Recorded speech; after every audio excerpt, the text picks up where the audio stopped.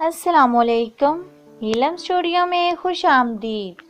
نیلم آپ کے لیے نئی اور سچی کہانی لائی ہے۔ جلدی سے چینل کو سبسکرائب کریں تاکہ نیلم کی ہر کہانی آپ کو مل سکے۔ ایک عورت جس کا خاوند اس سے بہت پیار کرتا تھا۔ اس عورت سے اس کی خوشیوں بھری زندگی کا راز پوچھا گیا کہ آیا کہ وہ بہت لذیذ کھانا پکاتی ہے، یا اس کا خاوند اس کے حسن و جمال پر دیوانہ ہے، یا وہ بہت زیادہ بچے پیدا کرنے والی خاتون، یا پھر اس کی محبت کا کوئی اور راز ہے۔ اس عورت نے یوں جواب دیا کہ خوشیوں بھری زندگی کے اسباب اللہ کی ذات کے بعد خود عورت کے اپنے ہاتھوں میں ہے۔ عورت چاہے تو وہ اپنے گھر کو خود جنت بنا سکتی ہے، اور اگر چاہے تو جہنم بنا دے۔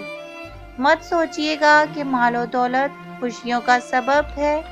تاریخ میں کتنی ہی مالدار عورتیں ایسی بھی گزری ہیں جن کے خاوند ان کے کنارہ کش ہو گئے۔ نہ ہی بہت زیادہ بچے پیدا کرنے والی عورت ہونا کوئی بہت بڑی خوبی ہے۔ کئی عورتوں نے 10 بچے جنے مگر ان کی کوئی بھی عزت نہ تھی، کیونکہ انہوں نے اپنے رویے ٹھیک نہ کیے۔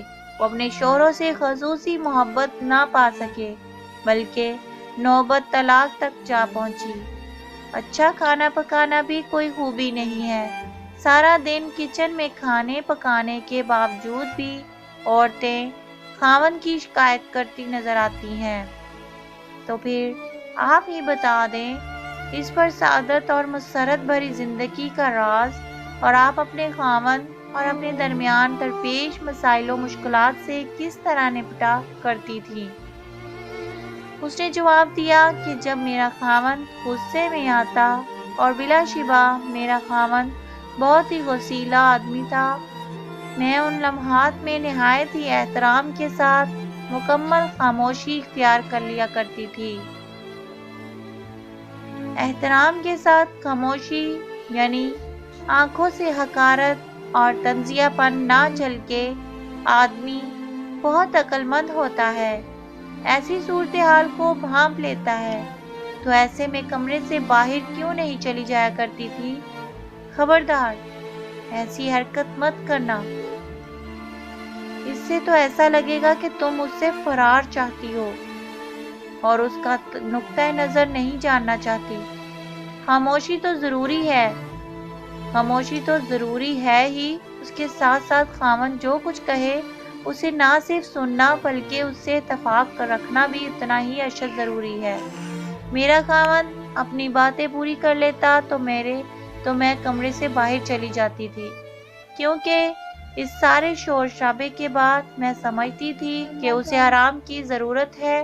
میں اپنے روزمرہ کے گھریلو کاموں میں لگ جاتی اور اپنے دماغ کو اس جنگ سے دور رکھنے کی کوشش کرتی۔ تو آپ اس ماحول میں کیا کرتی تھی؟ کئی دنوں کے لیے لاتعلقی اور بول چال چھوڑ دینا وغیرہ۔ اس نے کہا ہرگز نہیں، بول چال چھوڑ دینے کی عادت انتہائی گھٹیا ہے اور خاوند سے تعلقات بڑھانے کے لیے کافی ہے۔ اگر تم خاوند سے بولنا چھوڑ دیتی ہو تو ہو سکتا ہے کہ شروع میں اس کے لیے تکلیف دہ ہو۔ شروع میں وہ تم سے بولنے کی کوشش بھی کرے گا، لیکن جس طرح دن گزرتے جائیں گے وہ اس کا عادی ہوتا چلا جائے گا۔ تم 1 ہفتے کے لیے بولنا چھوڑو گی تو اس میں 2 ہفتوں کے لیے نہ بولنے کی صدا پیدا ہو جائے گی، اور ہو سکتا ہے کہ وہ تمہارے بغیر بھی رہنا سیکھ لے۔ اس لیے خاوند کو ایسی عادت ڈال دو کہ تمہارے بغیر اپنا دم بھی گھٹتا ہوا محسوس کرے۔ میں جاہل نہیں ہوں کہ اپنے خاوند کی ان باتوں پر یقین کر لوں جو وہ غصے میں کہہ ڈالتا ہے، اور ان باتوں کا یقین نہ کروں جو وہ مجھے محبت اور پرسکون حالت میں کہتا ہے۔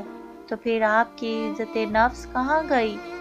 کیا عزت اسی کا نام ہے کہ تم غصے میں آئے ہوئے شخص کی تلخ باتوں پر تو یقین کر کے اسے اپنی عزت نفس کا مسئلہ بنا لو، مگر اس کی ان باتوں کو کوئی اہمیت نہ دو جو وہ تمہیں پیار بھرے اور پرسکون ماحول میں کہہ رہا ہوتا ہے۔ میں فوراً ہی اس غصے کی حالت میں دی گئی گالیوں اور تلخ باتوں کو پی جاتی ہوں، اور صبر کرتی ہوں۔ ان کی محبت بھری اور مفید باتوں کو غور سے سنتی تھی۔ جی ہاں، خوشگوار اور محبت بھری زندگی کا راز عورت کی عقل میں موجود ہے، مگر یہ راز اس کی زبان سے بندھا ہوا ہے۔ یہ تھی ہماری آج کی کہانی۔ مجھے امید ہے کہ آپ کو بہت پسند آئی ہوگی۔ پلیز لائک کریں، کمنٹ کریں اور اپنے دوستوں میں زیادہ سے زیادہ شیئر کریں۔ Thank you.